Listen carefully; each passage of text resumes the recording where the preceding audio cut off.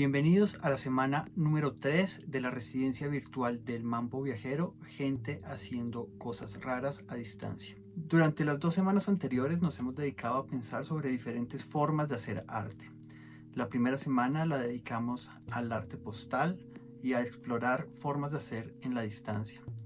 Luego exploramos el terreno del arte conceptual a través de las partituras. Esta semana nos dedicaremos a intentar entender a las cosas a partir de la realización de inventarios. Nuestra vida está llena de objetos. Por ejemplo, este lápiz.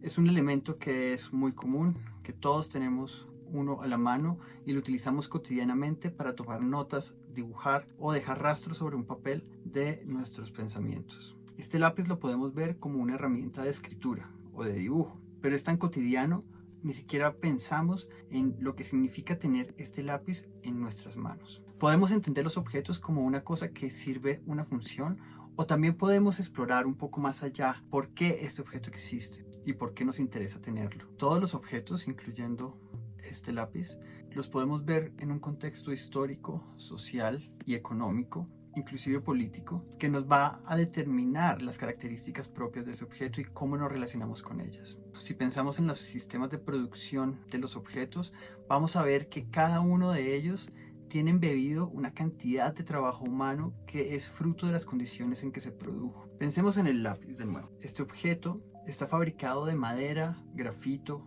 y pintura. Cada uno de estos materiales ha sido extraído de la naturaleza y procesado por diferentes medios que hoy permiten que se fabriquen masivamente estos elementos. Los materiales que conforman este objeto vienen de diferentes partes del mundo y de diferentes sectores productivos. La madera se explota en algún lugar, es enviada a una planta de procesamiento donde se corta y se transforma en diferentes objetos. El grafito se extrae de una mina, luego tendrá también que ser procesado para que pueda convertirse en el instrumento de escritura o de dibujo que utilizamos cotidianamente. El pegante que une las dos partes del lápiz cuando se produce viene de otro proceso productivo. Por lo general, estos procesos además no suceden en el mismo lugar del mundo. Se extraen los materiales de la naturaleza de diferentes lugares y se van ensamblando en cadenas de producción que unen al mundo en una escala global. De esta manera, este lápiz es el fruto del trabajo de muchas personas alrededor del mundo. De esta manera, los objetos se entienden como un residuo de la producción humana que nos permite entender no solo la sociedad, sino todos sus sistemas de consumo y de producción a partir de analizar el objeto. De ahí que es importante pensar y entender los objetos más allá de su mera funcionalidad, verlos de una manera global, intentar entender su historia, intentar entender por qué existen, por qué los utilizamos y por qué han llegado a nuestras vidas. Para que este objeto se produzca de la manera como se produce hoy en día, primero tuvo que haber pasado por el proceso de descubrimiento del material. En algún momento en el medioevo se descubrió el grafito, un material que se extraía de la naturaleza y que era capaz de poder dejar huella sobre otros materiales. De ahí comenzó una investigación que tomó muchos años para poder llegar a construir un objeto de uso cotidiano y masivo. En una primera instancia eran unas barras de grafito recubiertas de cuerda que permitían agarrarlo de una manera mucho más cómoda. De ahí comenzaron una serie de experimentos que llevarían a reformar no solo la superficie de agarre, a reemplazar la cuerda por madera, sino a diseñar un sistema de producción y de modificación del grafito que permitiera que la escritura fuera mucho más suave y no fuera tan rígida. Para esto, al grafito se le agregan una serie de minerales para hacerlo mucho más suave y más manejable durante el proceso de su uso. Una vez se fue solucionando y tecnificando el proceso, llegó la revolución industrial, se diseñaron los primeros aparatos para poderlos producir masivamente. Es tal la variedad de lápices que uno podría comenzar una colección de ellos. Inicialmente, tal vez uno se puede guiar por cuestiones formales, lápices de un color o de una marca en especial, y esta colección puede comenzar a crecer de manera desordenada. Para que un grupo de elementos se conviertan en una colección,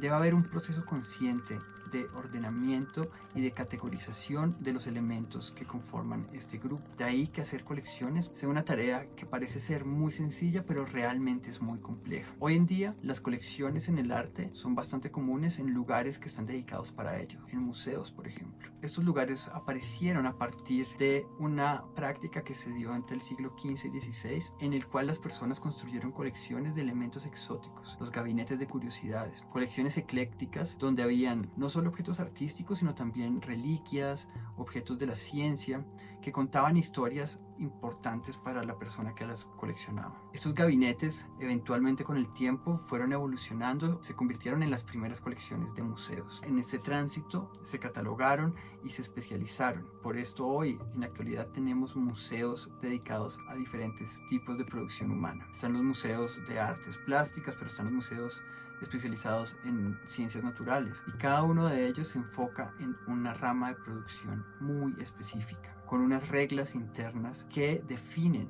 el tipo de colecciones que cada uno de estos espacios va a contener. Por otro lado, los gabinetes de curiosidades también llevaron a producir al coleccionista, a la persona que se encarga y se dedica a buscar ciertos tipos de objetos que les interesan. Las colecciones en el arte y los coleccionistas en el arte son un elemento muy importante de la cadena del medio artístico contemporáneo. Ellos no solo compran obras de arte, financiando así los procesos de los artistas, sino también generan investigaciones a partir de estas colecciones. Un coleccionista se dedica a investigar un cierto tipo de obras y a construir un discurso a partir de las obras que colecciona. Pareciera que esto es muy sencillo, coleccionar, simplemente sea agrupar cosas que nos interesan, pero yo creo que preguntarse sobre las colecciones nos lleva a hacer preguntas muy importantes sobre los mismos objetos, y de alguna manera esto nos permite abrir una ventana hacia entender cómo los objetos hablan de nuestra sociedad de diferentes maneras, ver sus ideas, sus caprichos, sus motivaciones y sus aspiraciones, porque todas estas cosas están contenidas en los objetos, y una colección nos permite acceder a una mirada muy específica sobre el universo de objetos que nos rodean cotidianamente. Las colecciones hacen parte de las estrategias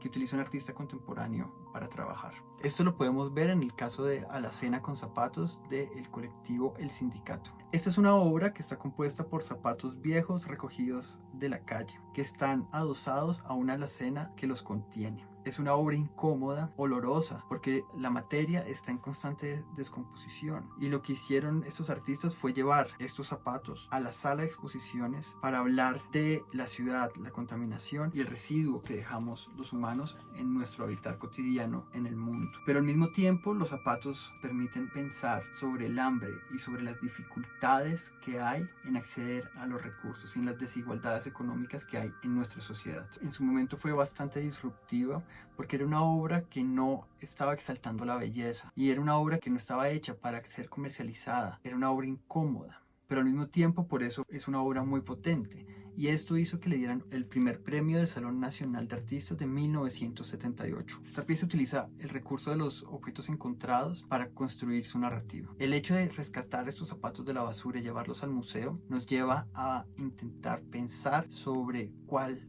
es el motivo que llevó a los artistas a hacer esto. Estos zapatos nos hablan de la condición humana. Lo que están haciendo estos artistas en su momento fue utilizar soportes que no eran convencionales. No eran pinturas, no eran objetos bellos para ser idealizados. Eran objetos de la basura que nadie quería ver. Y simplemente por el hecho de juntarlos y llevarlos a un espacio de museo nos permiten darles una nueva vida y construir una historia alrededor de ellos. Otra obra que hizo parte de la exposición El arte de la desobediencia fue Boca Grande de Alicia Barney. Esta obra es una colección de objetos. Fueron encontrados en la playa Boca Grande frente a Tumaco.